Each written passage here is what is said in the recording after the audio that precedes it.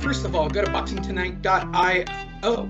You can follow us on all the social media platforms. Follow him at Fight Fiend Migs. He covered all of last week's boxing shenanigans from what do they call that press workout or whatever they call that fake workout thing they do. The media workout, yeah. Why don't they just call it what? Media workout. Why don't they call it what it is? A fake workout. Right. And he went to the weigh-in where absolutely nothing ever happens at a weigh-in.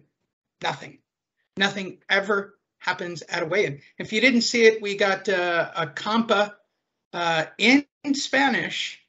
Get to know your fight person, which has gotten some nice little clicks and feedback. So I'm really happy about that. We also have a Sean Porter that we're going to drop on you here in the next week or two. So enjoy those. Now that I'm in Vegas, Miguel can drag me around. I'm sure we can figure out some new get to know your fight person. As always, you can go to boxingtonight.io, check out all the updated episodes, our Facebook page, access to our podcast page, to our videos, to our social media, fight schedule, and a very one-of-a-kind, unique news feed. It's so unique we don't even use it on this show. It's just really built on what's going on local media for professional boxing. If you want tailored stories, we use Boxing Scene, we use Fight News. All of those are great sources. Now you're up to date. With all of that said, who knows how long we have Andrew for on a Monday night? It's always questionable, but we will make it once around the horn real quick. How are you doing, Andrew Labouche? Hello. How you doing, Andrew Labouche? I'm waking up. I took a nap when I got home from work, so I'm waking up right now. You'll see. I'll be energized here in about 5 or 10 minutes. I'm on my second cup of coffee now. In the background, that is Natalia screaming her head off because a tablet has broken in this house. So we are one tablet down and 3 babies. Ooh. Yeah, I completely get that. Well, let's get Andrew fired up. I did watch the Raiders on Sunday, Andrew, now that I'm a Raiders fan. I really enjoyed the first half. I thought there was some promising. I thought there was some promising talent. That's awesome for you. Let me tell you how my Sunday went. I cleaned up the backyard. I was doing a little horse gambling. It came about 1:25. I said, "Oh, the Raider game." I turned on my schedule. I seen the Raider game. I turned it on. I watched a preview. They showed a Derek Carr pass. And then right when they said it was time to kick off, they turned off the game and put on the Chiefs replay. No Raider game for me, Lee. I hope that isn't a sign of what's coming in the season. But nah, this preseason game was blacked out in Tracy, California. See, that was just like putting a car battery right on his nipples. See what I did there for all of you who listen to this show or watching the video? Miguel Antonio Barragan made a trip south of the border to go pick up his newly painted truck. And I'm really sad to report he did not get cattle painted on or stenciled or flames.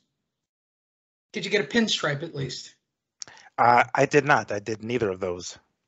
It was just a plain old black paint job, nothing special. It's just to cover up some sunspots. For some reason, something about, a particular paint that Nissan uses, I'm noticing on a lot of other older cars that are Nissan specifically, they just seem to burn out with the sun and a lot sooner than other cars. So I just basically touched it up. Yeah, it happens out at the beach as well. I know it would happen out here. I mean, you're basically sandblasted. Oh, and if you're wondering, yes, we've had flash floods and humidity. Yeah, I live in Vegas, dude. It's happening. It's woohoo. Drove over to the vent. Took me 15 minutes on Thursday to go to the press conference. It was very nice. Drove over and was home by the afternoon, back in the air conditioning. Yeah, it was fine.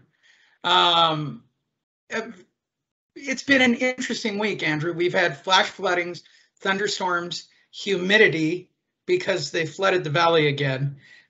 Yeah. And it looks like, tell me I'm wrong, Miguel, it looks like it's going to happen again tonight. I think we have another flash flood warning till midnight again tonight. Something. I'm seeing clouds coming in my direction. I'm in North Town, so something's going to happen tonight. So there you go. Oh, it's a party here, Andrew. It's a party here all the time. Party all the time. And this weekend is Psycho Las Vegas. So, hey, let's have humidity and a bunch of heavy metal fans invade the strip for 3 straight days. There's a way to keep me off of it. With all that said, go to boxingtonight.io. We've got stories from last week to talk to you about. We've got a fight to preview for this weekend. It'll probably merit a weigh-in show and a discussion. It is kind of a big deal this weekend. And I just pulled the very best of the best news stories. We will be talking to Top Rank Bob today.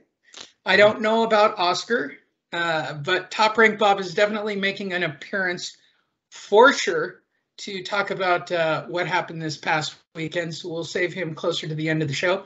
And I wrote one joke. One joke. Do you want me to announce when the one joke happens, as I always do? You may vote now quietly at home, but I wrote one action, and it's for Top Rank Bob. I actually was sitting there after, where was I? I was at somebody's house, and I was reading some of the results of the fights I didn't watch, and I wrote one joke, and it's based on this weekend's past fights. So let's jump right in.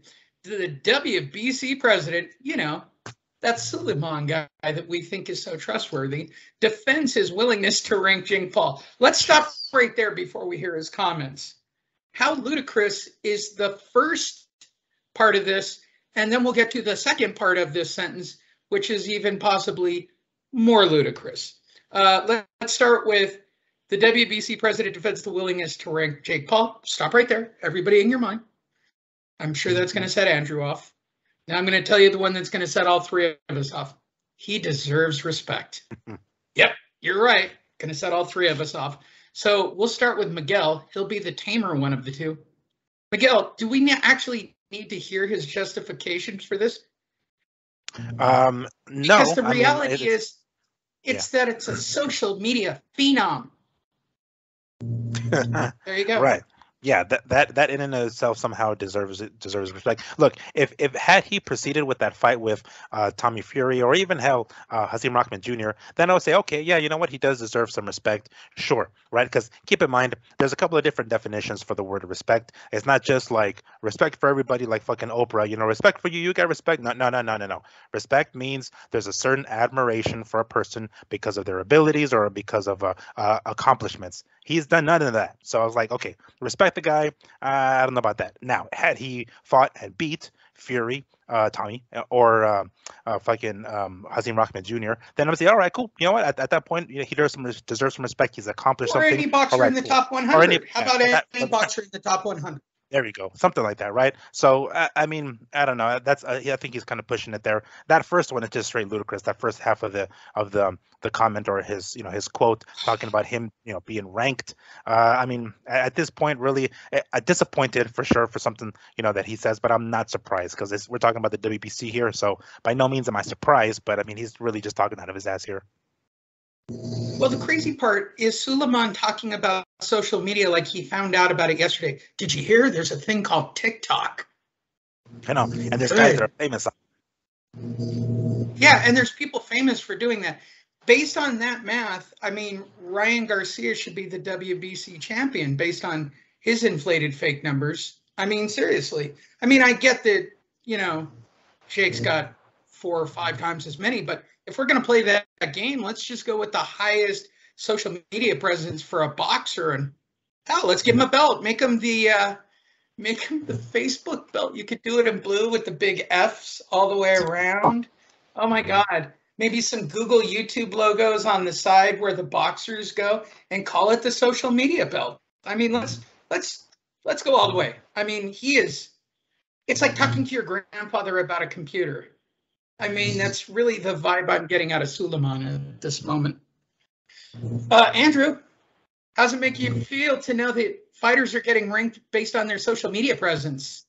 The way he's talking, it's your grandpa on coke. I mean, come on. This guy, this is I want to believe Miguel and just say that he was saying this when he was about to take on Rahman. I'm hoping that this wasn't, this hasn't been said after the fact that where he's calling out YouTubers again. You can't get a ranking without, put it this way, you guys, can't get a ranking without fighting ranked fighters or working your way up a division, right? So I don't see how Jake Paul would ever get ranked by the WBC. Listen, it would almost be suicide for the WBC to rank Jake Paul right now or anytime in the near future because the kid hasn't done anything or the young man hasn't done anything. So, and seriously, boxing would have to come together. Look, we did it when De La Hoya put Ronda Rousey on the cover of the Ring magazine. That got a lot of backlash from the boxing world. Well, the boxing world needs to step up and stick together on this one too. If the WBC goes that way, I think it's time to start looking at the WBC as one of the lesser titles in you can get. I don't care about the history.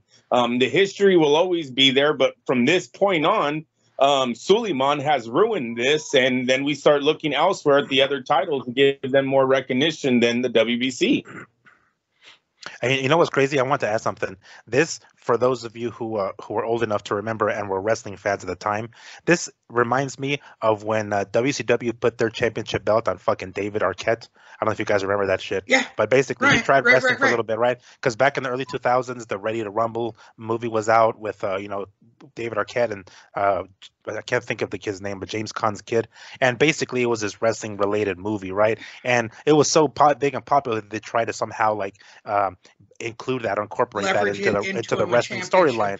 Yeah, and they basically put the belt that had like 50 years of history. Granted, it's talking about fake wrestling here, but nonetheless, 50 years of freaking history on this actor. Which in David Arquette's defense, he was a wrestling fan. He's like, no, it'll be bad for me to hold this belt, and they're like, no, trust us, we'll put the belt on you. Anyway, that cheapened the belt so fucking bad. This bullshit that Suleiman is talking about is cheapening WBC so fucking bad. Like, I didn't think it was worse. I didn't think they could hit any more bottom than they already have with some of their dumb franchise and gold and silver shit or whatever. Now this is like really, really bottom. I don't know. It's pretty spectacular. And if you're playing along with your red Solo Cup drinking game or blue, the first title for the show came out of that one, thanks to Andrew. First one in the running. Suleiman is a grandpa on coke. It's a good one. It's a good one, kids. But it's definitely part of the drinking game. Play along at home. Let's see how the next one does. Conor Benn and Chris Eubanks Jr. are finalized.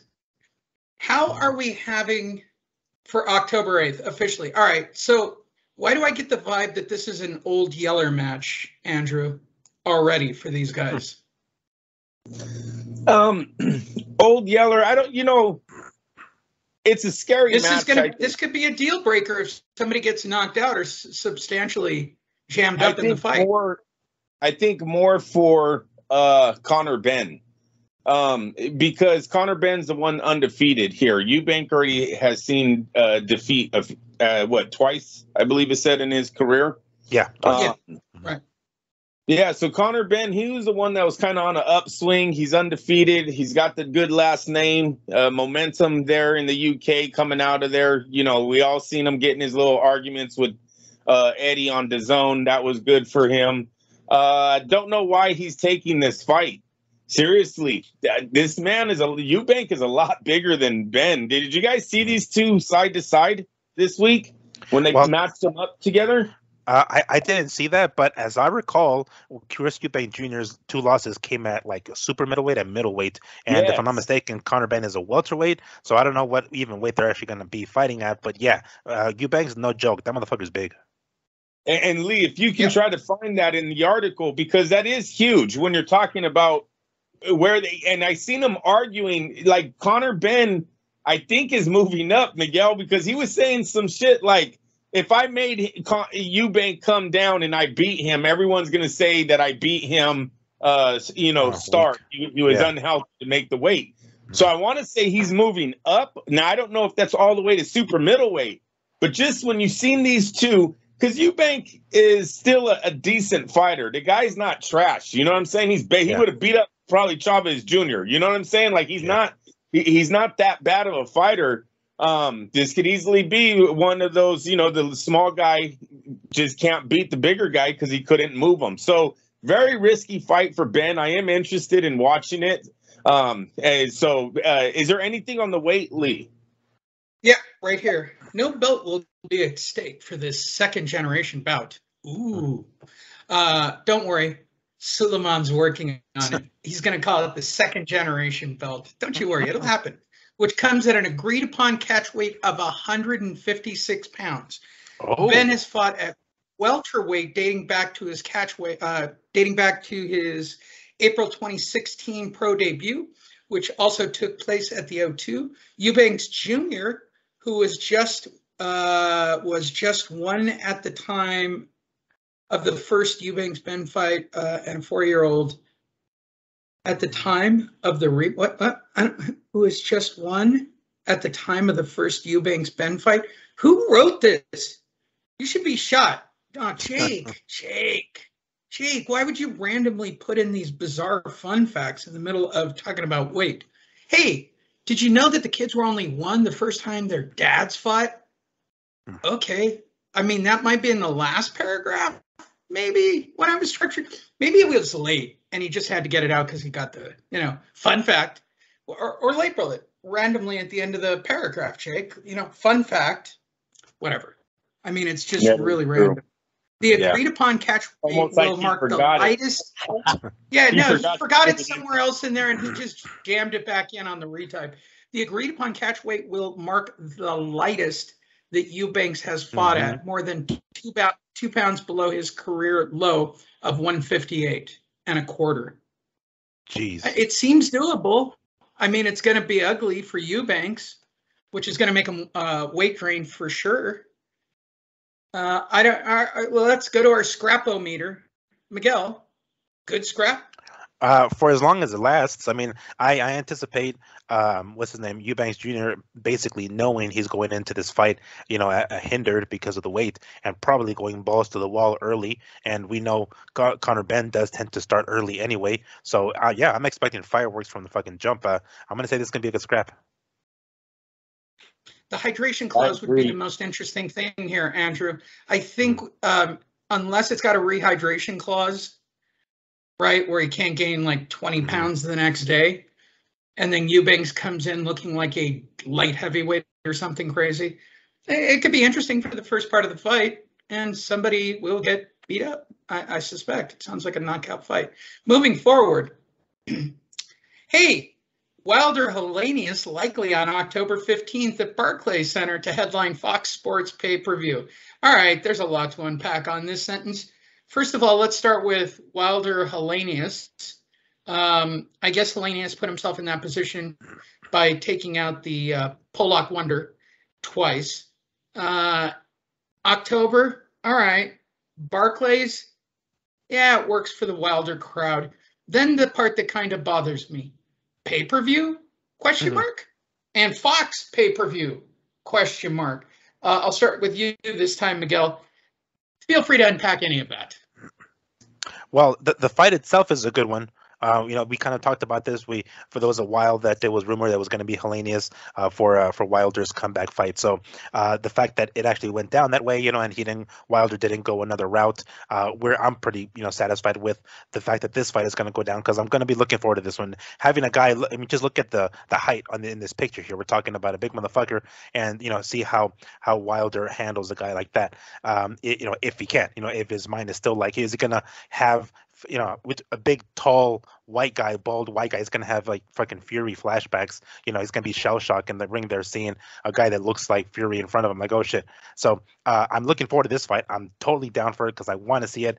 No fucking way in hell should this be on pay-per-view. Like, hell fucking no. I mean, Wilder should have been the bullet here and just been like, all right, no, put me on Fox, put me on Showtime, put me on whatever. It's my comeback fight. We're not fighting a top-notch dude. We're not fighting another superstar to be worthy of a pay-per-view price tag.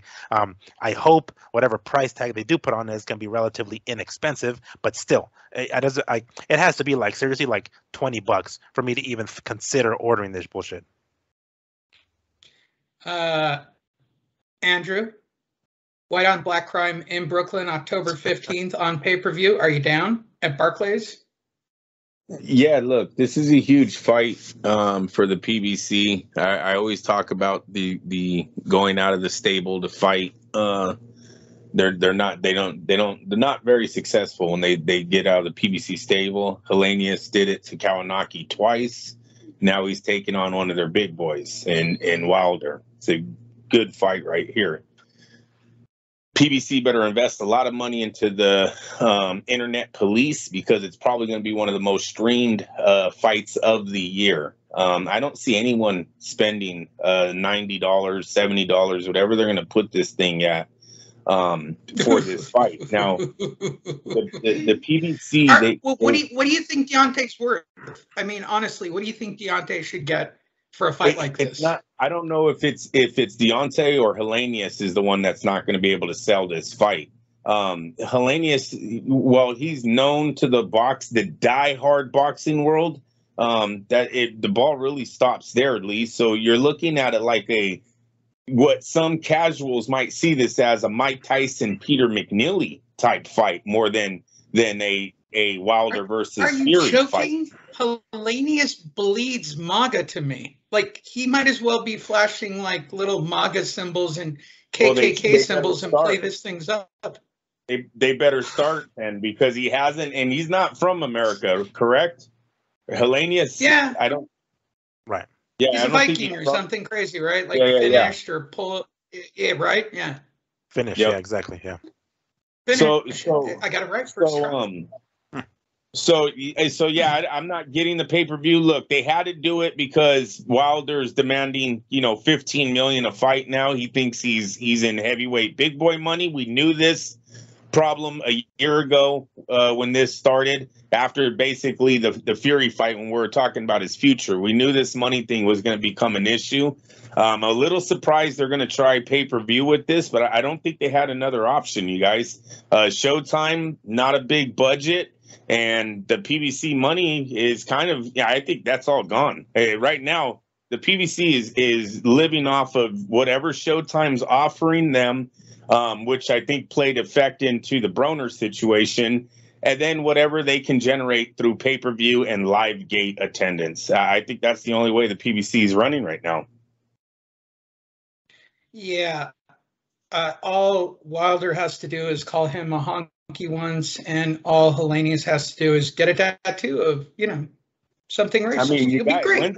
Make a couple of bucks. When's the last time the PBC put a huge fight on free Fox television on a Saturday night? They haven't done that in a while, right? Well, it's been a minute. It's been a hot minute. I mean, I don't remember the last time I did it, to be honest, but yeah, it's been a while. I don't think that. I think that contract is gone. It seems like they are only a pay-per-view and whatever Showtime is offering them type of company right now. All of their fights, Gervonta Davis has all been on pay-per-view. Wilder's been on pay-per-view. Spence has been on pay-per-view. That none of these fights are free anymore. That ship has sailed. So we'll see what Deontay is worth on this night. But with that being said, look for them to be heavy on the most streamed fight of the year. I think they're going to go heavy with that on that night. Oh, yeah. Well, and I would even make an additional comment. I mean, if Fox was really smart, right after the NFL on Sunday, say 5 or 6 o'clock, this would kill on Fox Prime. I mean, It would kill on the affiliates. It would be the most recorded for sure, and they track that now. I think it would do a lot for him, but that's not the way Big Al rolls. So good luck, guys. Good luck. Moving forward. I'm going to do a couple of Lemieux stories simultaneously, and it's going to be one of the rarities where you actually hear me say it. David Lemieux's dad got shot in that Montreal shooting spree that just occurred, which is horrible. Horrible. He was declared dead at the scene. I mean, that's horrible. I'm not going to get into a big political thing about shootings that are happening all over the country. It's just another fact of life. But I thought the most interesting follow-up to that, and I don't know if I had them staged together, by the end of this week, he actually announced his retirement as well. He was all done with the whole thing. It was more of just an announcement and due respect for me for doing all the Mario Lemieux jokes for God knows 10 years. So our prayers and wishes go out to the Lemieux family, as well as to Lemieux for a boxing career. Thank you very much from Fight Net Radio. There you go. See, Andrew, I didn't go there. Didn't go there. I'm 2 weeks in a row of not going into bad places. Don't you worry. Top Rank Bob will take us there shortly. The WBA rejects the appeal for Bivol to buy Ramirez. He's got to fight him. This is really interesting. So he wanted to sit around and wait for that Canelo rematch. Bivol wanted that Canelo money bad. Instead, he's now going to have to fight Zuro for sure. Zuro's comments during the week were, "I'm going to destroy him and show him what a Mexican warrior is all about." It's already getting played up to the hilt. If Tommy Hearns has his wits about him, he'll let Oscar do it in probably Texas, I would imagine, or at the very least Anaheim or something. So I guess we're going to get it. We're going to get Bivol versus Ramirez. Ramirez's chance to get the WBA. What says you, Miguel? Good scrap? Yes, definitely. If I recall correctly, I think Bivol was his team were like lobbying to try to get like a fight with that Buatsi dude, is like a black light heavyweight guy. Yeah, I think, like a tune-up fight just to kill time for Canelo. And that guy really, like, he's not a bad guy, but he's not on Bivol's level. And he was basically trying to get out of, he was trying to get a gimme fight, I guess, while he kills time for a Canelo rematch. And the WBA, surprisingly, because they're up there with the WBC as far as the most corrupt goddamn shit places ever. Did the right thing, exactly. Put their foot down. They're like, no. So I mean, I would hope that that Bivol doesn't take like the chicken shit way out and just drops the belt, says fuck it, I'm just gonna drop the belt and fight somebody else if need be. Hopefully that's not how it goes down, and we actually get this fight, because yes, you best believe this is gonna be a good scrap. This one, I will gladly fork up money if it's on pay-per-view. Hopefully it's not, of course. We're expecting it to be on DAZN or something along those lines. But if something happens and it ends up being on pay-per-view, I will gladly fork up the cash for this one. This I'll pay for this one for sure. You're so cute for saying you'd actually pay the money. Did I talk go ahead, Andrew.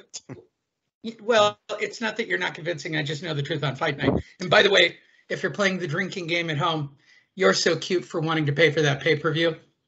Made the list. Andrew, how do you feel about the fight? Yeah, I agree with Miguel. One of the biggest fights that could be put together for the sport right now. This thing has big,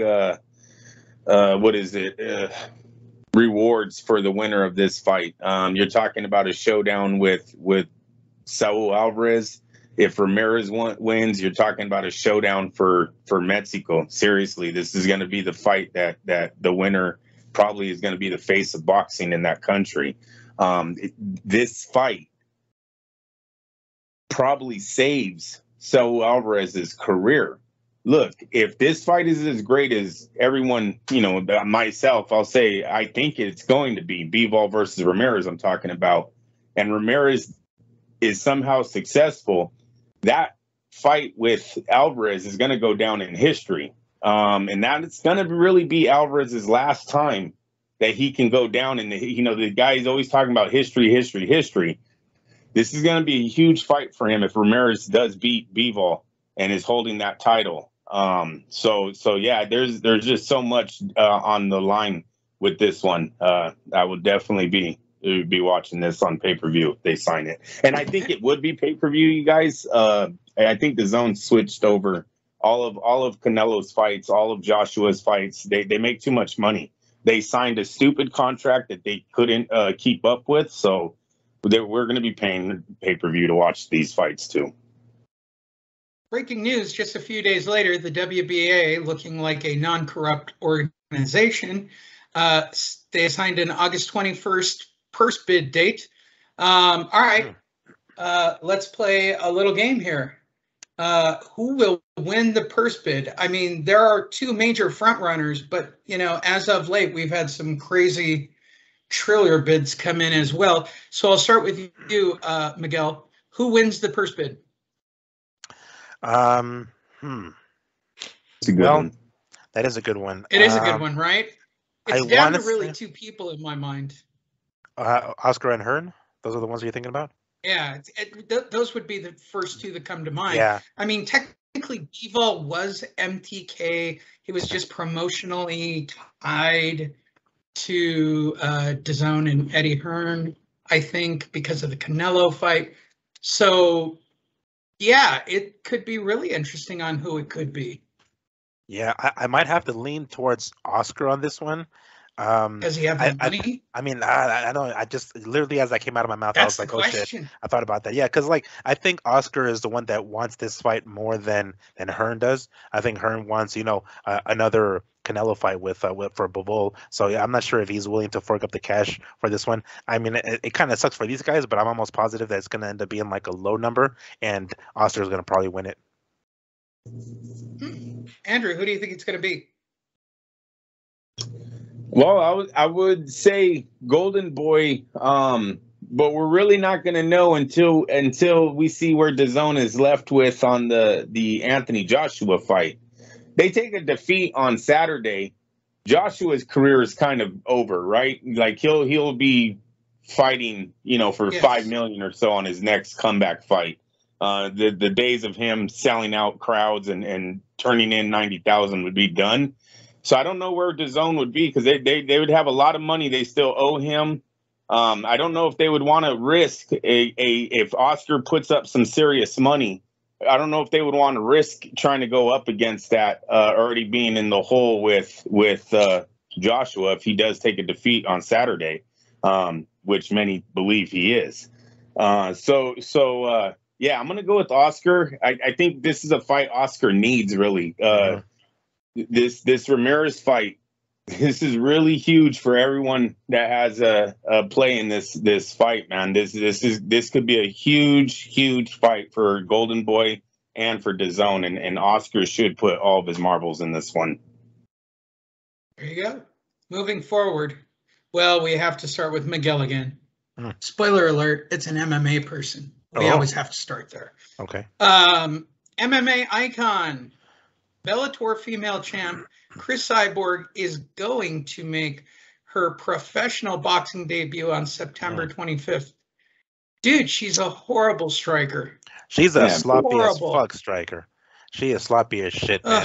She's basically Vanderlei Silva. She goes forward, chin front, like chin up in the air, and I mean she's been able to overpower the majority of her opponents. When she wants to get technical, she can be, but we're talking about the whole thing, like kicks and everything, not just hands. And I don't think she can be that technical with her hands. By the way, have you seen her face lately? Homegirl got like Botox or some shit on her face, and she looks like a straight clown. She went female. She went full female. Holy fuck, man, her face looks bad. Like I don't know how much worse her actual face could have been, but goddamn, homegirl like injected her shit, and her cheekbones look fake as fuck. She looks like a straight clown. But anyway, she does, but she looks better than she did. I mean, it offsets the Adam's apples she has.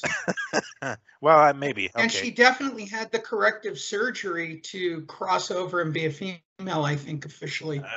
Well, yeah, I'm not gonna let that joke going. That's a 15-year-old joke. She looks goofy as hell if you fucking catch her, but hopefully this is, I don't know what exactly she intends to do with this. I'm assuming this is going to lead to a potential boxing fight with another, top female star. That I'm assuming is like the end goal here, because her weight division in MMA in general, not just specifically with Bellator, but in MMA in general, is really not that deep, and that's one of the reasons why she's still kind of relevant, frankly, because her weight class when she was in the UFC and now in Bellator is very, very shallow. So she's running out of challengers. She's running out of challenges. She's getting older, and there's going to be a point where she's going to, exit the sport. So she's looking to cash out, and if she can do it while she still has some of her youth, whatever she has left, the vigor still there, that she's going to, basically cash out in these boxing fights and, take home some major paydays and then call it a career and ride off into the sunset. Most likely that's what she's willing to do, or she's intending to do. That's what I see this thing going. But yeah, I mean, I guess good luck to her. I hope some of the ass whoopings that she's going to receive are worth it. Miguel, as the only unmarried member of Fight Net Radio these days, officially being outnumbered at this moment, you now have to officially take the bullets for the team. Would you be willing to have sex with Chris Cyborg to find out if she's female? Jesus Christ. Let me see. During her off season, because during her off season she gets a little thick, so it's like all right. But when she's like, when she's training, getting ready for a fight, she looks. You go. Dude, when she trains, she looks so fucking masculine. When she's like ripped, I'm like, oh damn, it's too much. But during the off season, she gets a little thicker, in the hips and thighs, because girls tend to get fat there, right? So it's like, all right. And during the off season, I'll take her during the off season. 2:30 in the morning. Andrew Labouche. Right. Oh my God, that's so great. So great. Andrew Labouche, your favorite topic, MMA crossing over into boxing. If she gets I mean, they're going to feed her for a while, obviously, right? Until, this is going to be the Clarissa Shields going one way to the other. Now we got Cyborg going one way to the other. Okay. Not exactly what you wanted, Andrew? No, listen, this is why I don't think anyone really listens to us, because this is not what we want to see. We want to see Clarissa Shields fight Cyborg in the cage, not Cyborg Clarissa Shields in the ring. And then I think that's the fight they're going with. Those two spar a lot. They've been friends for a while. I believe they've even talked on ESPN about fighting each other one time. So that's probably the end game for Cyborg, is to try to get Clarissa Shields. The problem, Lee, they're going to have to be real picky, careful on who they pick for her debut in boxing. I don't know if you can straight up get a boxer. If you guys say her hands are that bad, I don't know if you want her in there with a journeyman boxer of any sort. I mean, they're going to have to go out. I mean, I picture one of her first fights being against someone who just looks like a mom. Seriously, like they go to a gym and they try to bribe someone into taking this fight. She's older. She lacks striking skills in the cage. That doesn't equal good into the boxing ring. That's not going to work out nice for her. And so I'll watch it. I'll definitely watch it. But no, I want to see the MMA challenge one of the champs to fight one of the champs. That's the fight that I'm looking for. I completely hear you, Andrew. Let's move forward for a quick second. Wait, you guys get my photo? Yes. Yeah, we saw your photo. and I'm pretty sure McGill, and I'm pretty sure McGill would have sex with the top one, not the bottom one. Right. And sadly, they're the same person. Yes. This one's for you, Andrew. For the fourth consecutive week, Golovkin has now talked about, let's face it, I'm 40. And I'm nearing retirement, man. I'm old. I'm old. Okay. So I'm going to set you up on this one completely, Andrew, because we've talked about it now for 4 glorious weeks.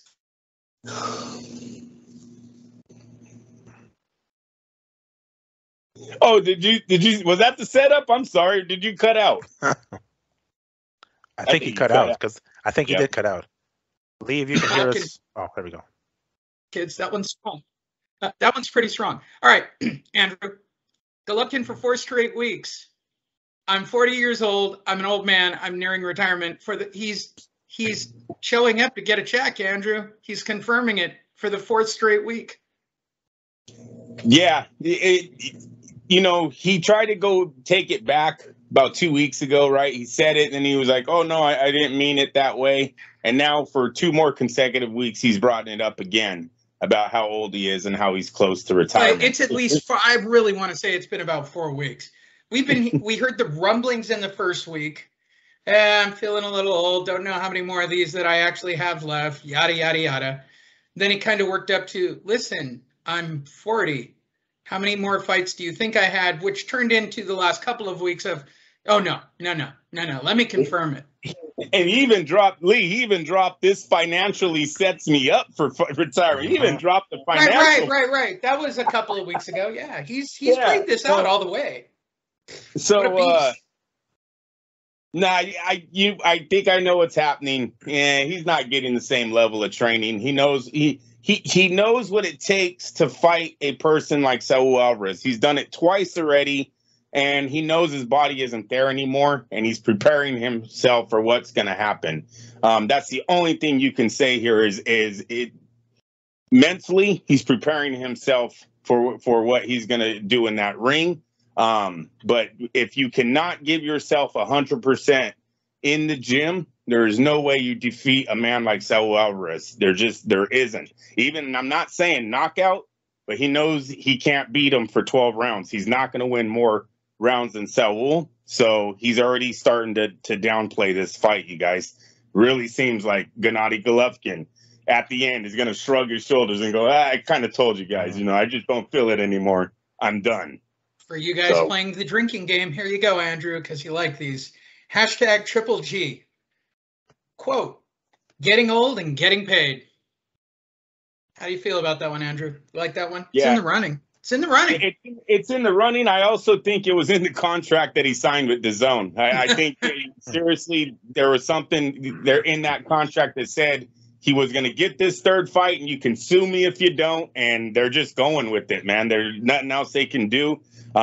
Still, the fight really isn't that hot. I don't have a lot of people asking me about this third fight. And with Golovkin putting this out, this is not going to help this fight and get momentum as it gets closer. Miguel, primate face or Cro-Magnon face in that photo with the furrowed brow? It's very primate. Yeah, I'd go with the primate, yeah. It's pretty strong, right? Like the ears are coming forward a little bit too far. They're very chimp-like. Yeah, very almost a Mad TV guy like. Yeah. All right, Miguel, where do you stand on getting old and getting paid? Well, I mean, at least he's admitting it now. I mean, there's no way we can say later that that wasn't his intention. We knew that was kind of the goal. I mean, we knew that was the carrot on the stick that Tommy Hearn and fucking DAZN had in front of him when he signed that contract, that we're going to get that third Canelo fight. And I think he's been banking on it ever since. He's been basically, getting away with the victory these last few fights here, barely. Some of these, with that fight with Derevyanchenko, it did not look very well. So he's like, okay, I made it this far. I got all the wins, and now I finally got this third Canelo fight. I am a little surprised that there hasn't been much more hype for this fight, because there was a lot for their first one, there was a lot for their second one, and I was expecting, for as much like when we had asked this question prior to this fight being signed, we asked, is there enough interest in this fight to even make a third one? And we thought, okay, there's going to be plenty, right? There's a lot of Canelo haters who believe that Triple G won both fights. So there's going to be plenty of people like just, basically saying, shut up and take my money already for this pay-per-view. But for some reason, it doesn't seem like it's been that much of a hype. So I'm not sure if maybe, mind you, we still have 3 weeks to go for the fight, or a month roughly, for this fight to go down. So maybe something will happen within the next month that'll turn it up even more. But I'm kind of, I feel a little disappointed if there has been much more hype around this fight already. All right, this fight is starting to feel a lot like the Chavez-Taylor rematch. It's like more of a formality, than really anything else. Yeah, that was one of the hottest fights that could have been brought back. In 1990, I think is the first one went down, and then 94 the second one. They wait 4 years or 5 years to bring it back. No one gave a shit. Taylor had been in the hospital again by Terry Norris. It was just, the fight was a shell of what it was supposed to be. That's what this is, and with Triple G keeps reminding everyone how old he is and how he wants out. This isn't. It's just doesn't build for an interesting story, and it doesn't build interest from the fans. No one wants to hear about you retiring and getting $25 million as you walk out. I'm waiting for him to start complaining about like his back next. So next week, you guys know I have a bad back, right? You know that I've got a bad shoulder. I limp in the mornings. I have bad knees.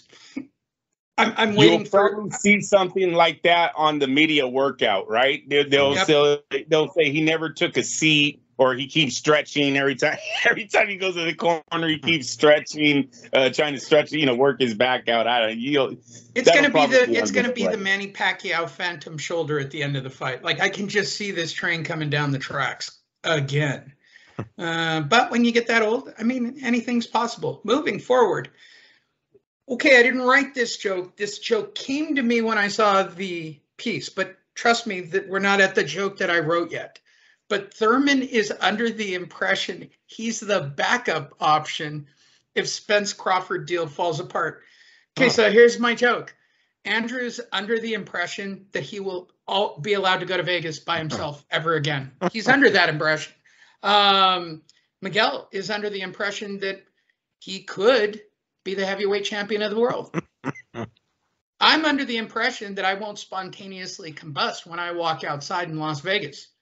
That's how crazy, if any of those don't sound crazy enough for you, think of anything you want and add in the word under the impression. This is like thinking. Okay, so now we've moved from I'm thinking I'm the backup to I'm under the impression, Andrew. So, Andrew, are you under the impression that he's the backup option? Yeah, it doesn't. What I'm more upset about is that they're even talking like this. Who gave him the phone call? What made him feel like he was the backup to this? His friends. No, his crew. He's got a crew. He looks like a guy who's got a crew. I'm sure he's got a crew. I mean, I was actually very surprised when Sean Porter showed up on Thursday with no crew. He struck me as a guy that would have a crew. If I was a boxer, I'd have a crew all the time. I think that crew is only around for when you're undefeated in the champ. Porter and Thurman have taken enough defeats where those guys start disappearing after a while. Lee, the money's not as good, so you can't just throw money around to all these dudes following you around. Vegas, bro. Look, in Sean Porter's case, he could have picked up a bunch of homeless people on the way into the event, thrown some Porter t-shirts on them, $5 a head. He would have looked like a champ coming in with like a whole little Porter kind of crew coming in. And seriously, no one's buying this fight. I don't give a fuck. No one is buying Thurman versus Crawford. No one is buying Crawford's Thurman versus Spence too. We're not doing it. It is going to be one of the biggest letdowns in a long time if Crawford and Spence does not come out with a fight here in the next few weeks or so. And to be honest, I know I told you guys off the air, it's pretty scary how they're now saying that they're done with the main event and are moving on to the undercard. Because basically what that's telling me is that Al Heyman has given his final offer to these two guys. This is what you're making. If you don't like it, I'm moving on. And that happened last week. There still has not been an announcement of any of these dudes signing a contract. Like, not even Spence. I mean, why hasn't Spence at least signed his side and said, fuck it, sign your side. I've already signed mine. Nobody's happy. Both sides are still not happy about this, where they've been negotiating for fucking months. You haven't been able to finalize one side yet. It's just a bad look and a big letdown for the sport if these two don't fight. Miguel, are you under the impression you could be heavyweight champion of the world? Well, I mean, I guess first I want to ask the question: how the hell did he get this impression? Because I get the impression some guy when he walked into the gym, hey, there was a phone call and it said they were looking for a Spence Crawford backup. I think the call was for you, bro. But they didn't leave a name or a number. Yeah, so it could be Heyman, it could not be Heyman. I don't know. I'm under the impression I could be heavyweight champ when I step on the scale every fucking morning. It's like, okay, God, it's a lot of weight. I could be heavyweight champ of the world. So like, who gave him this? I don't know, anonymous letter that said like, hey, bro, start training because you don't know what the fuck's gonna happen. There might be some shit going down. Because here's what I thought. I legitimately thought that it was gonna be fucking Rolly.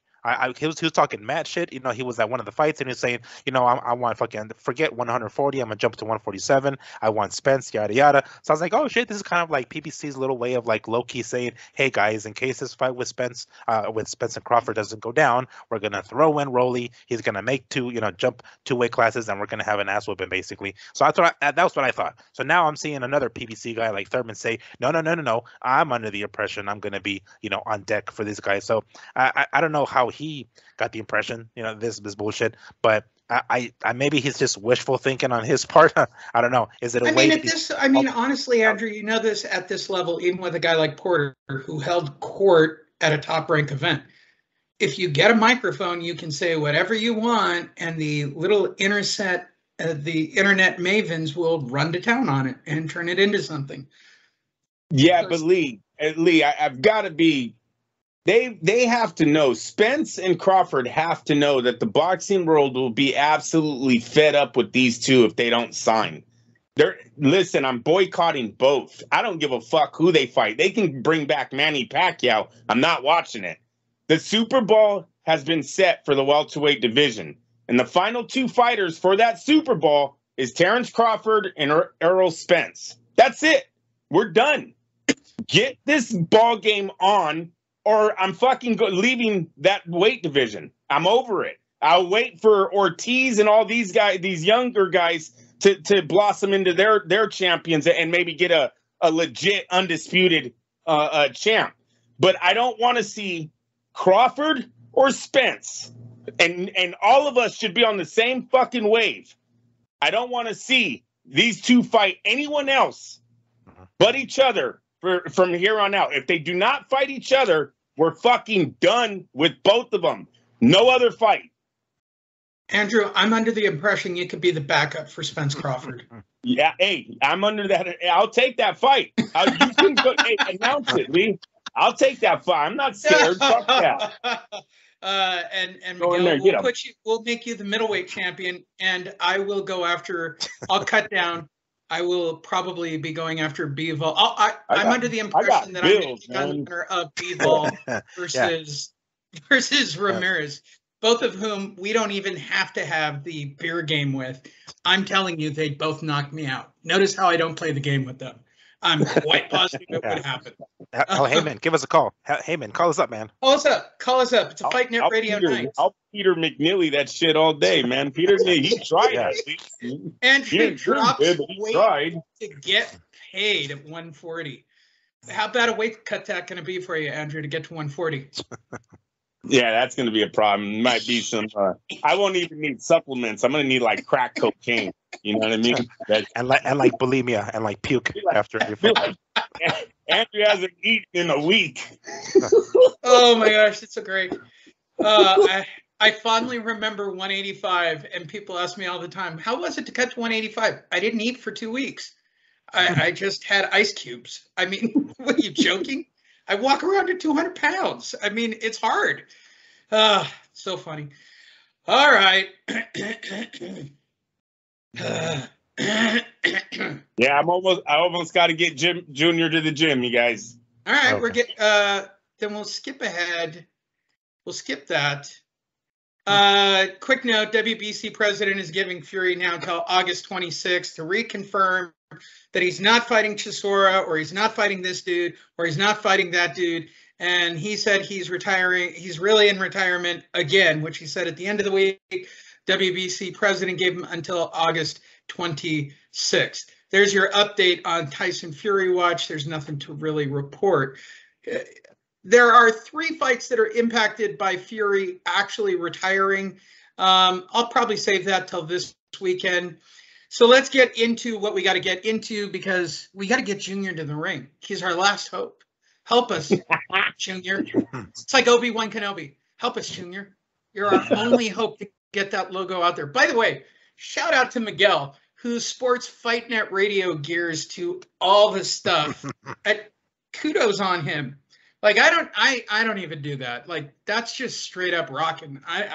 The shirts are great. I mean, I just don't do it. I mean, normally I dress fairly nice to those events, but Miguel shows up sporting Fight Net colors like a boss. And considering what you other guys wear from your other like I saw some of the worst internet boxing t-shirts at that thing on Thursday, but I digress. Anthony Joshua Warren. Mine got lost in the mail somewhere. No. Made it out here with your computer, dude. Hey. You can come to Vegas and get it. You got 2 of us here now. I know you're never going to be allowed here again. I know. It's fine. You know, it's all good. Anthony Joshua Warrens, I want to smash Alexander Usyk. Gosh, you're so cute. You know where I fucked up, Lee? Where'd you mess up, Andrew? And I won't say numbers. Having more children than you could possibly mentally prepare for? Yeah. Yeah, it's like I almost got out of debt with the wedding, right? Almost got out of debt, right? And then my daughter's like, I'm going to college. Like, fuck. Yeah. It hurts, man. It fucking hurts. This shit ain't let me tell you, when my daughter was looking at colleges and my wife met her, and we were all sitting there for her breakfast, and we're walking away and we're driving in the car. She goes, we're going to all our home games, right? And BYU, she's fantastic. I go, yeah. Oh, yeah. Christina tried to, you're fucking awesome. She tried telling me that the other day. I was like, hey, listen. I said, listen, she's in college now. I was talking loud, too. My daughter is in the room. I said, she's in college now. You got to clip the wings every once in a while, Christina. 18. Good luck. Here's a car. Ain't going to every fucking game. There's a dorm room. They want to drive. They want me to drive to Sacramento for every.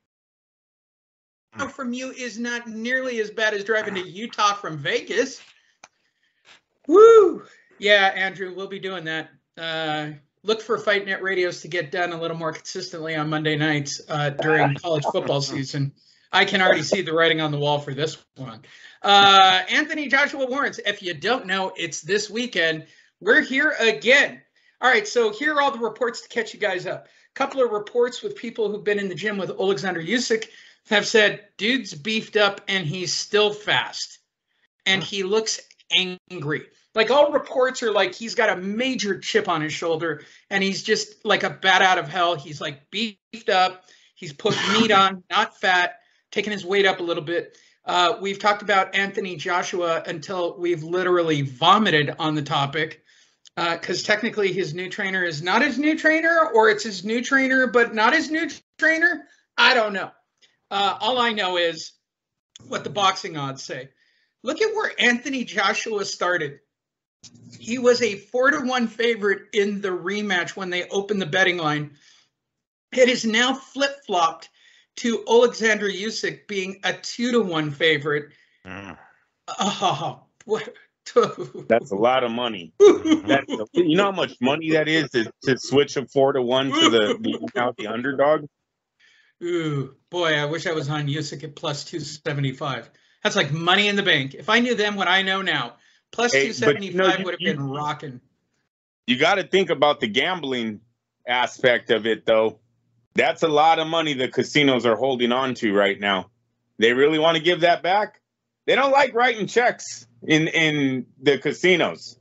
And to switch a 4-1 to now being the underdog, they're holding a lot of people's money in there. Yep, there you go. Let's start with you, Andrew. I realize we'll probably do something at the end of the week. I got sick knocking him out. No, I'm just kidding. Wow, that would have been strong. There's a hot take. Yeah, no, look. This isn't even a fight. It's going to rip through him like a hot knife through butter. If you go off of the pictures, it might be that way. The man does look about 20 pounds heavier. I don't know what the scale is going to say on Friday, but off of the photos, Usyk does look a lot stronger for this fight. Saying he's still as fast, which would make him scary as hell. All right, Miguel, how do you see it? You know, I don't like it. I don't like the fact that he's bulked up like that. I don't give a shit what his teammates say. You can't move. If he's 20 pounds heavier, it's a lot harder to move over 20 pounds when you need it to, like, period. So there's no way he's equally as fast.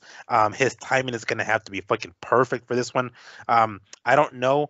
I mean, maybe, I don't know. Maybe he kind of got the impression that, what's his name? That AJ is going to come in and try to like maul him, right, and try to be more physical with him. So he's like, well, fuck it, okay. If he's not going to come in and try to box me this time, then I'm going to have some beef to be able to take, to not get manhandled basically in there. So, I'm not sure if that's the direction they were going with it, but truthfully, I don't like it. I mean, I wouldn't mind him going up a little bit, but he looked big, like he looked fucking like yoked in the video that I saw, the clip that I saw. So I'm not sure. I'm a little unsure now, because like if he was going to be the same Usyk, light on his feet, lighter, I guess, more slimmer, and equally as fast as before, then I'd be like, man, it's the exact same outcome. But now that he's slower, it's almost as if he's anticipating he's going to take a lot more shots, and I don't know if he can take those shots. He took him the first fight, I get it, but we were talking about a much slimmer AJ, the one who wasn't going in there for the kill the way he had been before.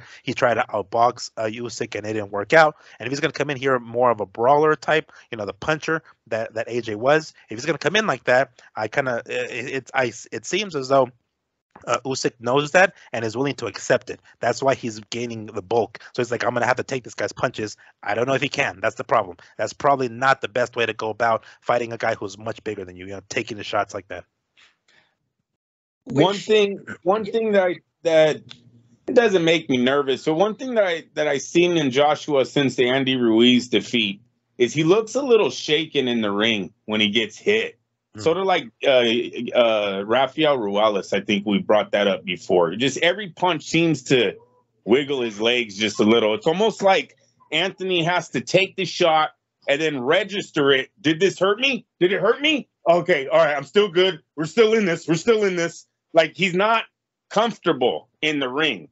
If he brings that same attitude Saturday night to a much bigger Usyk wipes him out. He's going to wipe the floor with him because he hurt him in the first fight numerous times. This time he's bigger. This time he has a lot on his like Usyk. This guy is coming from war. I know we brought this up a lot and all this shit, man. This dude's coming from some serious conditions. Like there's a lot on his mind. If he hurts Joshua, he's taking Joshua out fast. This fight will be over. Joshua won't know what hit him because he almost acts like that already. Like I said, he takes the punch and then he thinks about what just happened. I just took a punch. Am I good? Am I good? Usyk's going to walk right through him if he does that again. We will get together after the weigh-in, see how they both look. Look for a show either Friday night or Saturday morning. We'll get together for about 20 or 30 minutes on one of those nights. And we will give you our final predictions. Andrew always likes to see the boys once they've taken off their clothes. Not like He that. does. Hold on now. What? Hey, yeah, I even leave. Damn it, Lee. Now I got to protect my manhood. No, I usually leave the weigh-ins too after the main event's done. I'm out of there. There you go. So keep an eye out. It is Only the gay heavyweight guys championship stay for of all the of world. It is. Hey. I Hey. stay at the end. Shit. Fuck. He's all, I have photos of the whole undercard. Damn it. He does. There's video available on the Fight Net Radio page at Fight Feed Mix. Follow him. For us on the West Coast, that means 9 o'clock. That means for our producer, Sam Navajero, I think you're watching it the next day after the fight's already happened. I don't know how that works. I don't know. It's probably in the same time zone, probably. They're probably pretty close. But it's 12 p.m. Eastern time when it all begins, which means 9 o'clock out here on the West Coast. So we will get you something on Friday night or Friday after the weigh-ins. Check us out. Make sure you're signed up. Always go to boxingtonight.io. Biggest story of the week. This has set the boys off. Adrien Broner withdraws literally days before his fight with Omar Figueroa, citing mental health issues. The rest of the Showtime card will happen on Saturday. So if you've got nothing better to do, and I mean root canal, I don't know, ingrown toenail surgery, you might want to book it in this time slot because I suspect based on this undercard, they'd be less painful to have a root canal than watching this undercard because there was nothing on the undercard. We talked about it. We've been texting about it. The boys have been talking about it. It is one of the possible titles. Mental health has become the new excuse. I used air quotes. I don't have video on for this era, right? We've had COVID as an excuse. We've had AIDS as an excuse. We've had all kinds of stuff as excuses. And at the end of the day, my final answer on it, and we'll start with you, Andrew. To me, you guys couldn't sell tickets, and Broner was pissy at the press conference. I think he was pissy going into it. I feel like his money was based on ticket sales, and he suddenly had mental health issues. Yeah, I'm on board with you there, Lee. This just, with the way Adrien Broner prices himself, even in today's world, he thinks he's Floyd Mayweather. I'm more sure that this fight was driven on what the live gate was going to bring, because I just don't have a lot of faith that Showtime is giving these guys the type of checks that they used to give them back when Showtime and HBO were both running head to head in the boxing world. They're the only platform that a lot of these young men have right now, and they don't have the money to give to them. I mean, they can literally tell them that, and the fighter has to take whatever Espinoza's offering. And so I think when you look at Broner and him giving up on the week of the fight, I think he realized he wasn't going to make the millions of dollars, even, $5 million, $3 million, whatever it was going to be. And he pulled out. He will not fight. This guy is not going to fight for anything less than the price that he puts out there. And I just, Figueroa put out a tweet that he wants proof. And I don't know what the laws are, right? We know that your health records are confidential. But when you are throwing away millions, I mean, you're hurting Figueroa's family too by doing that. I know they're going to let him fight Lipnitz. Sergey Lipnitz, I guess, is stepping in to take this fight. I don't know if Figueroa is getting the same check that he would with Broner, but if he doesn't, I would see if I could lawyer up and start taking some of these fighters to court to see if they're actually admitting themselves into hospitals and seeking real professional help, or is this just some bullshit of, everyone hurt my feelings on the internet and I'm going to go home and have I need to unplug, right? That's a lot of the word. I'm going to unplug from social media for a while. And if he doesn't have evidence, yeah, I would sue. I would try to get a lawsuit in that he stopped me from making money. Oh, yeah, I would agree with you. Well, and I'm going to say this, as a person with mental health issues, I suffer from depression. I've talked about it. I've recorded it, and I've done many stupid things on this show because of it. I'm actually offended when it's used as an excuse because you got caught banging somebody else's wife. Bro, that's not a mental health issue. You didn't like your money, mental health issue. It's offensive to me when people... Like, I got no problems. You want to see my doctor receipts? I'm more than happy. I would be the first guy to go, here's my guy, right? I'm like, my doctor said, I think this is too stressful for you, for everything you're going through right now. You need to pull out of this fight. It's too much on you. There's going to be too much of a dump at the backside of it. Broner's full of crap. He's always been full of crap. I just wish he would just go rob a liquor store, preferably with that guy who, likes to stabby, people in the stomach for robbing a liquor store, as we saw recently in the news. Yeah, I seen that.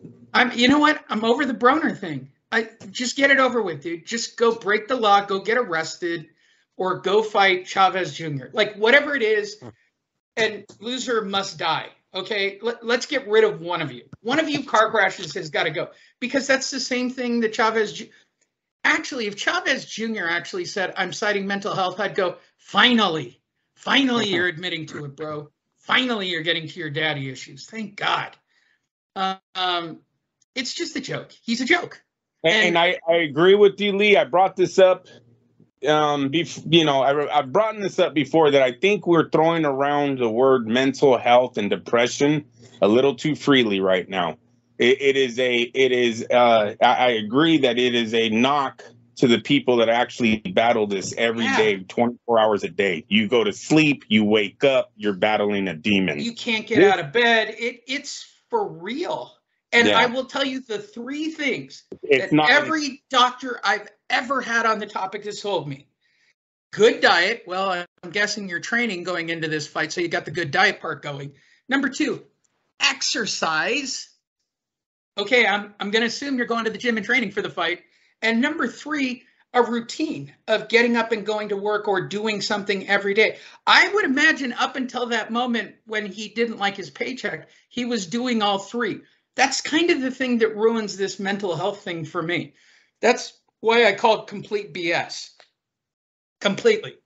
Those are the 3 things your therapist / doctor / MFCC would tell you to do, Broner. So if this is just self-diagnosed with you jacking off at home to come up with an answer, what will I use? How about the monkeypox? Nope, they can see that. COVID? Nope. I think I've used that one before to get out of court. I know, mental health. I'll use the Ryan Garcia playbook. But didn't he use that because he was caught banging somebody else's? Yes, he did. He had to go to sex therapy. Everything. It's just ridiculous. You know what? No, but just say you have AIDS. I mean, we should just all default it. Just call everything AIDS. Let's just turn back the clock. Every time you guys went out of a fight, just say you contracted AIDS. Oh, it was a false positive. I'm healthy on Monday. Cool, bro. At least we know why you did it. It's just a joke, Andrew. It is offensive to me. I've been gearing up for this story like a lunatic since you threw that text out to us. I'm like, screw him. I mean, seriously, you don't know. You just don't know, bro. You don't know what it's like. And it's crazy. Miguel, how do you feel about Broner and mental health? Well, I mean, we mentioned it already. It's the in things right now. You know, it's the excuse that everybody goes to after hearing Ryan Garcia, after seeing Danny Garcia basically break down in the ring in his post-fight interview with Jim Gray. He's crying about stuff, and Adrien, that's the logical thing. It's like, oh shit, that's the in thing. Let me go ahead and toss that out there. Very fucked up, very hypocritical. Earlier in the month, or I think last month, he was talking. He had been interviewed prior to this fight, right? Adrien Broner, I'm saying, and he talks about how he's ready and he's like so down for this fight. He's training harder than ever, and he even flat out tells Figueroa, saying, "Hey, Figueroa, keep training, keep working hard. We're gonna get these people a great show, yada yada." So he's over here telling the motherfucker to keep training, and then he bails.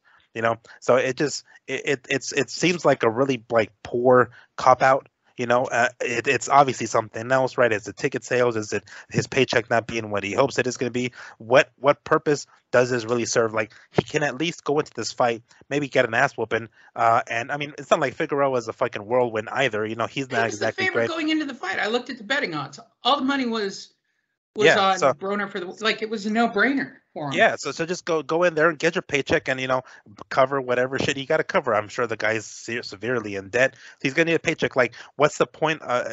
Yes, he's probably not getting the money that he wants, but it's something. It's a paycheck, and not only is this a bad cop out, but he's also fucking over his opponent, because we don't know if fans were anticipating this fight going down and were going to purchase tickets, now they're not gonna purchase tickets, so that's money out of Figueroa's pockets. So it's fucked up to him, and I don't, unless we see something, and again, we don't know for sure because it's in his head, right? Or maybe he did seek professional help, which we have to have some confirmation of, because at this point it's really becoming ridiculous. He's come out with every excuse in the book at this point, and he's at the point where he's basically just crying wolf. Like, we're not going to believe him anymore with whatever shit he's talking about, whatever excuse he decides to bring up. So if this is his next excuse, well, it better be legit, dude, because like, for real, like, you're really fucking up a lot of things with you bailing just because you're not getting the money that you wanted.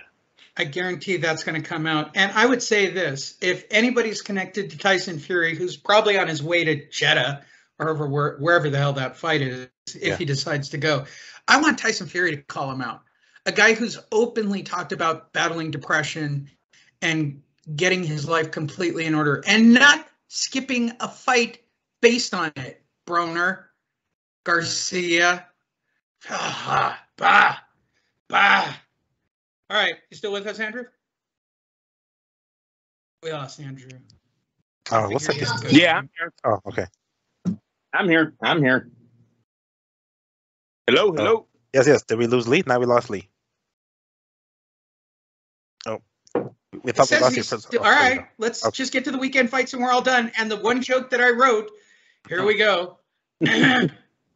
Joining us on the show, Top Rank Bob. I know you guys all waited for this moment. Top Rank Bob is joining us on the show to talk about this weekend's boxing card, and then we'll get the boys' reaction. I turn it over now to Top Rank Bob. Hello, gentlemen. Hi, Bob. I've Welcome back. discovered after listening to myself this weekend, I talk much slower than the way Lee does it. In the 2-fight card that I put on this weekend, which was originally going to be 3, I don't know. Hey, I don't know why we had a 30-minute piece at the beginning of going live. I apologize to the fight fans. That was definitely not a single or a double or a triple. That was definitely a strikeout at the plate. I'm disappointed. We actually did a retrospective of Fafumo Lopez for like 16 hours at the beginning of that fight card. So if you tuned in on time, sponsors, thank you, including Die Hard batteries. When you want a battery, let's throw it all the way back to the Sears days. Get a Die Hard. Remember when they used to put the battery on the guy's shoulder? Remember that? I do. That's a Die Hard commercial. So hard to do his voice. I'm really excited to announce I've got a new Puerto Rican who hasn't killed anybody. Xanadu Zendaya wins the fight and captures a couple of belts. I start with you, Manuel. What'd you think of my new Puerto Rican sensation who hasn't killed anybody yet? There it is. Yet. That's the word I was looking for. It looked great. Of course, he's still coming up, so he's still a very young cat, and he hasn't gotten to the level where they're going to put him in there with guys who give him rounds yet. But I mean, he's got way more. What's the word? I think he has a brighter future than the other Puerto Rican in Berlanga. Berlanga is pretty sloppy, and I think he's really on his own hype. He's fallen in love with his power, and he's been dropped a few times himself. So Berlanga, I truly don't think is going to last that much longer. There's just a lot of hype behind him. However, Xander is the real deal. He's very much more fundamentally sound and mentally more grounded, really, than Berlanga. So I see a much brighter future. Great stoppage, 5th round stoppage. Yes, it was an overmatched opponent. Time to step up the competition, but he's doing what he has to do in this early stages of his career and taking out his opponents the way he's supposed to be. And to be frank, a lot more impressive than Berlanga. Even if Berlanga wipes his opponent out in one round because of the power, whatever, seeing Xander in the ring is something different. I'm excited to see where this young man is headed, and I think he's going to reach a far better career. He's going to have a much longer career than Berlanga, I think. And hopefully he doesn't kill anybody. Right. Hopefully. Yeah, I'm really excited about Xanadu here in the future. So, Andrea, whatever your name is, you over there, what'd you think of Xanadu Zendaya? Yeah, I agree with everything that Miguel said about him going up against Berlanga right now as far as career-wise. Zanas just looks like he's skill-wise, he's on a different platform. He does look like he has a bright future. The thing that makes me nervous is Gabriel. He lives in America now, so let's hope that he's not. We have stronger, laws over here. So, hopefully he's not touching women. I don't know, not in a bad way. Overs and unders on how long till he commits double homicide. Yeah, that was a low one. I told you I was going to go there at some point. Yeah, that one's strong. Listen, the way they talked about him on the telecast, you guys have got to be joking me. Like, I realize their job is to drool a little bit. What I'm nervous on, Lee, is his age. He's 19 years old. Where are they going with this? Is double he gonna homicide? Double homicide. Because if you look at, you know, fighters, Gabriel Flores being one of the most recent, came out with Top Rank, one of the youngest signings ever. Starts a career really fast, fizzles out. If you look at the young man that fought Danny Garcia 2-3 weeks ago, Jose Benavidez, comes out with Top Rank, one of the youngest signings, big star, fizzles out really fast. Zanas is 19 years old, and he's already talking about he wants to be a headliner at the MGM Grand. Now, I know that's not what Bob said, but that's his dreams right now. You wanted to start headlining fights at the MGM Grand. That means you're going to be fighting men that are 26 to 30 in their 30s. How about his own weight? How about his own weight and not 2 weight classes below him? I mean, come on. I realize what we're doing here. He has to realize he has to be built, right? This is like the Nigel Ben Jr., the Ben Jr. thing, right? I'm ready. I'm ready. And give me the champ. Give me the champ. The last name I want to throw out there would be Fernando Vargas. Another young man, 19 years old. They all bells and whistles. He's the next De La Hoya. He did make it to become a champ, but then he fizzles out really fast himself. So that's the only thing that I'm nervous on with Top Rank bringing these guys out this young of age. I don't know what the rush is. So that's the only thing I'm nervous on him is I hope they keep him at a steady pace because, you blow up their heads too fast. And it seems, not all those guys can take that much pressure at that young of an age. And Vargas was assault or domestic abuse, as I recall. Yeah, really good when you start him out that young. It's really good. Send him up to the big leagues. Send him right up. Seems to work out for all the promoters when you start him that young. Look at Oscar. I mean, Oscar is a model citizen today. Fun side note, Oscar's girlfriend did not wear a bra to the fight ringside, and she had the most piercing nipples I have ever seen recorded on video. Fun fact about the fight, which takes us to our main event of the evening. Teofimo Lopez, who, can I safely say, he's an asshole. He is. That's kind of my vibe after meeting him. He's an asshole. Teofimo Lopez drops Pedro Campa. Nice guy. In a complete mismatch. We knew it would be. He drops him in the 7th at his 140 debut. After the fight, he literally announces he wants to fight everybody in the division. And then the very last sentence is, okay, if I have to, I guess I'll fight Ryan effing Garcia. I believe that's the exact quote, if I got it right, Miguel. If I have to, I'll fight Ryan effing Garcia. Yeah. Basically, he named everybody else but him, and then he's like, if I have to, it's like, what the fuck you mean if I have to? You know damn well that's gonna be, even if he completely mops the floor with Ryan, even if he does that, like, that is a name over someone that's relatively popular, someone that's a name, it's like, fucking do it. But when he was asked about it flat out, he's like, oh, well, if Josh Taylor isn't available and if Progress isn't available, and he went to this long fucking list of people, and it's like, well, then so be it. It's like, what the fuck you mean so be it? So you don't want to fight him unless it's the last resort? Like, get the fuck out of here. You know damn well you want to take over, you want more notoriety, you want more popularity, beat the guy who's popular, whoop his ass, go ahead and do it. That's the best way to do it. Am I still sure that this guy is coming off a loss still? Right? And he just literally beat an unranked, guy. Right. And he's talking like he's King Kong. Yes, and the way he celebrated, like, look, I get it. When you celebrate after like a long layoff, or when you win, I should say, backflip's fine. One backflip, fine. But he starts getting like emotional and stuff, like he just won a title again. It's like, bro, it's their comeback. Take it easy, motherfucker. Go cry in the locker room. You know what I'm saying? Like, go do that over there with your people. It's just like it irks me when people celebrate like they just won the world title when they beat a non-ranked guy.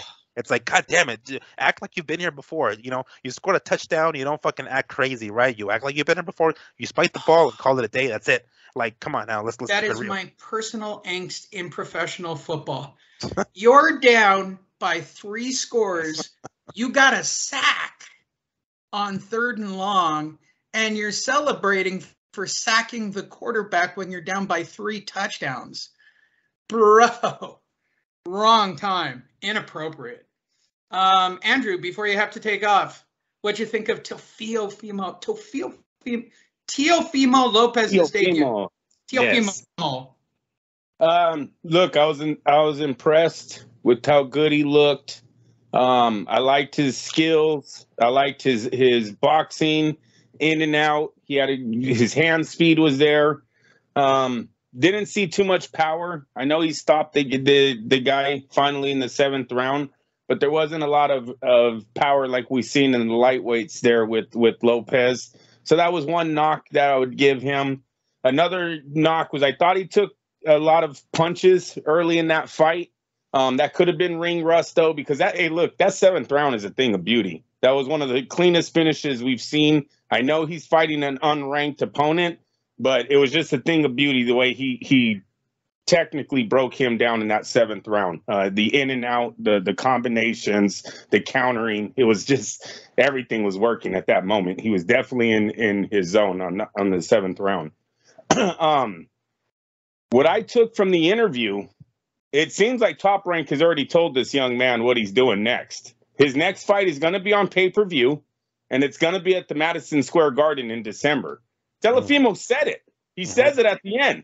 Oh, see, and I don't know if that's his dream, if that's what he wants to do, if that's what's already been told to him. But look, Josh Taylor is a star.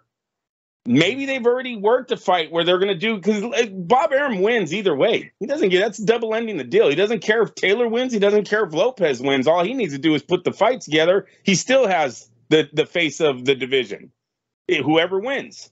So maybe they've already worked that fight out. But I found it weird that he said that at the end. I'll see you guys in December, pay-per-view, Madison Square Garden. Did you guys catch that? Oh, yeah, definitely. Yeah. Okay, yeah. And Oscar's girlfriend's nipples. Oh, and this what? Oh, and good job, Lee. Damn, you're good. This is what it wasn't her titties. It wasn't her titties that made me think of this. They're just saying. You said of course not. Of course Don't not. call Chris. When they asked Oscar about scouting Lopez, Oscar all of a sudden, I'm just seeing Ryan's options, just seeing. I don't think Oscar wanted to go full in with we're trying to get Lopez here tonight, because he already knew Lopez has a fight in December. You see, if Oscar comes out on TV and goes, yeah, I'm here to try to get Lopez. We want to get a fight with him and Garcia. And then Garcia doesn't get him. Dude, that's just another name that this Golden Boy has called out for Ryan Garcia, and they have come up empty. So I found it real weird how Oscar pulled that back. He went, going into that fight, he's like, I'm going to make that fight. I'm going there to see Ryan. And then when they put the mic in front of him, all of a sudden he's there just to see Ryan's options. Okay. Yeah. Who are they looking for? Fucking Campa? There's we're here to see the options. Oh yeah, Pedro Campo. He's a good option for fucking right. No, we all knew he was there for Teofimo. Come the fuck on. We knew during the week. I got it confirmed early in the week. He was always coming.